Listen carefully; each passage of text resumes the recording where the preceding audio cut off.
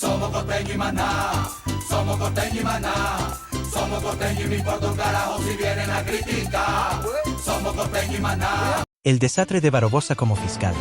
El fiscal general Francisco Barbosa cierra su periodo este 12 de febrero con cifras que parecen sacadas de la ficción. Por revista Cambio. La gente está agradecida por la labor que se ha adelantado en la fiscalía, dijo Francisco Barbosa, el fiscal general de Colombia hasta este 12 de febrero, durante su rendición de cuentas sobre los 4 años de su administración. En esta intervención en el Club El Nogal, Barbosa dio cifras que superaban con creces las de su antecesor, Néstor Humberto Martínez. Pero los números de Barbosa y de su cúpula sobre el esclarecimiento de delitos contrastan con una realidad presentada por la Corporación Excelencia a la Justicia. La Fiscalía archiva el 81% de los procesos que abre.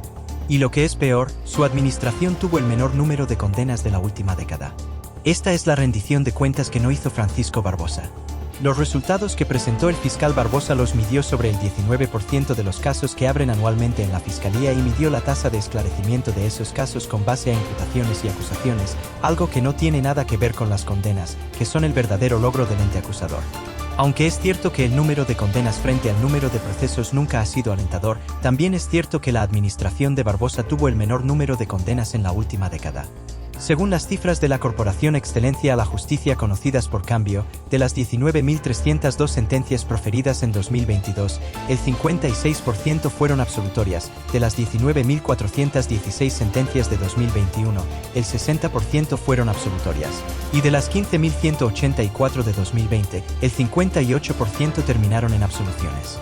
Significa que, en promedio, la Fiscalía perdió el 60% de los casos que llevó. Los procesos engavetados o archivados.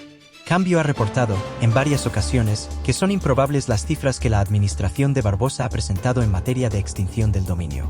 Según la Fiscalía, desde el 12 de febrero de 2020 al 29 de noviembre de 2023, incautaron bienes que suman 30 billones de pesos, los cuales habrían puesto a disposición de la Sociedad de Activos Especiales, SAE. En un derecho de petición contestado a Cambio, la entidad aceptó que las cifras no corresponden a la realidad comercial o catastral de los bienes porque no salen de un avalúo realizado por expertos, sino que son una estimación económica general realizada a los bienes incautados en cada operativo.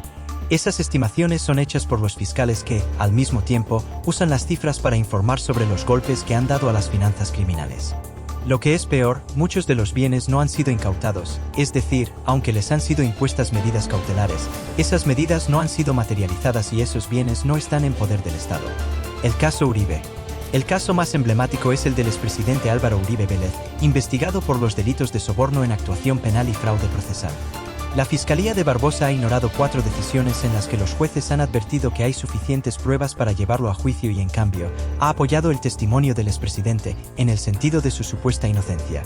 La primera decisión vino de la Corte Suprema de Justicia, luego, llegaron 2 decisiones de jueces de conocimiento que se negaron a precluir, y finalmente, la última decisión del Tribunal Superior de Bogotá en la que confirmó la no preclusión del caso. Más de 3 meses han pasado desde la última decisión y la Fiscalía nada que actúa. El proceso ya está a contrarreloj para la prescripción. El caso Odebrecht. En la rendición de cuentas, el fiscal Barbosa afirmó que uno de los grandes logros vino del Grupo de Tareas Especiales para el caso Odebrecht que obtuvo importantes resultados. Se realizaron 104 imputaciones, se radicaron 21 escritos de acusación, se suscribieron 4 principios de oportunidad y se obtuvieron 11 condenas. Sin embargo, omitió decir que la mayoría de procesos fueron contra funcionarios y exfuncionarios de cargos menores en la Agencia Nacional de Infraestructura, ANI. Del caso Odebrecht se quedaron colgados varios procesos de interés general. Por ejemplo, archivaron el caso contra de Luis Carlos Sarmiento Gutiérrez, presidente de la organización Sarmiento Angulo, Grupo Aval, que en su momento abrieron por orden del juez que condenó a José Elías Melo, expresidente de Corficolombiana. La Fiscalía no dio mayores explicaciones, pero, además, testigos claves contra Melo dijeron a Cambio que no los llamaron a declarar, es decir, no se realizaron actividades investigativas que justificaran el archivo. Las pruebas que ignora la Fiscalía contra Andrés Felipe Arias. La Fiscalía también archivó el caso de la empresa Torrosa, uno de los contratos ficticios detectados por el fallecido controller de la concesionaria Ruta del Sol SAS, Jorge Enrique Pizaña.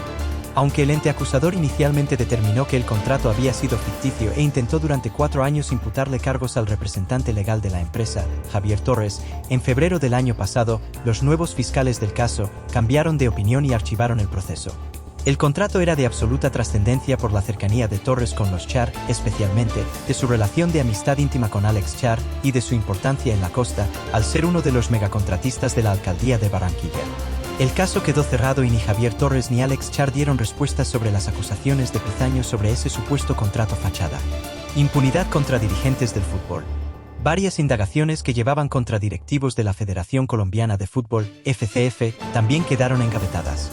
Cambio conoció en primicia que fueron archivadas las indagaciones contra el presidente de la Federación, Ramón Jesurún, Álvaro González y otros miembros del Comité Ejecutivo, por el delito de lavado de activos. Fuentes cercanas al proceso contaron que esa indagación se abrió en la administración del fiscal Eduardo Montealegre a raíz de las declaraciones del expresidente de la Federación, Luis Bedoya, quien fue condenado en Estados Unidos por escándalo de corrupción internacional denominado FIFA-Gate. Las mismas fuentes advirtieron que el caso se archivó en mayo del 2022 por atipicidad de la conducta.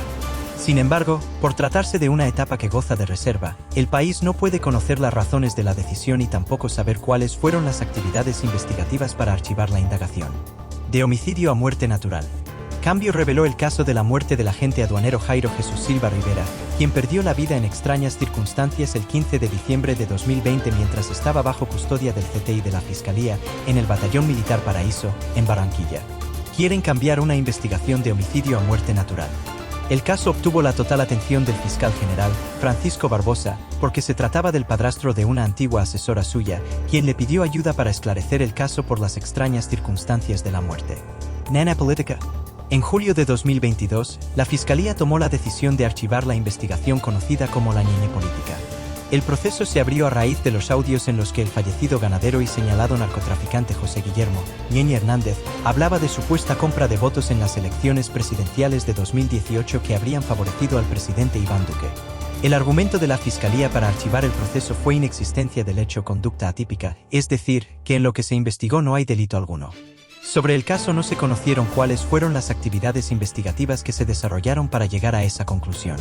Lo que es peor, en la Fiscalía cursaba una investigación contra los testaferros del temido narcoparamilitar Marc Wittous Figueroa, en donde el Ñeñe Hernández aparecía como uno de los brazos financieros de la organización criminal. La Fiscalía nunca dio respuestas sobre el caso. Las marionetas. En el caso en el que la Fiscalía investigó a la estructura corrupta del fallecido senador Mario Castaño, según fuentes de Cambio, solo la mitad, o menos de los que debían responder, fueron vinculados. Recientemente, fueron llamados a responder Pierre García, ex subdirector del Departamento de Prosperidad Social y el senador uribista Ciro Ramírez. Sin embargo, la Fiscalía nunca llamó a la madre del expresidente Iván Duque, Juliana Márquez, para que respondiera por las conversaciones que tuvo con una de las líderes de esa estructura corrupta, Nova Lorena Cañón. Polígrafo de la Casa Galán, adscrita a la Presidencia de la República. Tampoco hay respuestas de la indagación que abrió de oficio la Fiscalía por las declaraciones publicadas por Cambio de empleadas del padre de la entonces vicepresidenta Marta Lucía Ramírez que fueron sometidas al detector de mentiras en el mismo sótano del edificio adscrito a la presidencia donde fue interrogada la niñera de Laura Sarabia. El proceso está engavetado. Y eso es todo amigos, recuerda suscribirte si no lo has hecho, dale like al vídeo y recuerda, soy Costeño, la información objetiva para sus seguidores.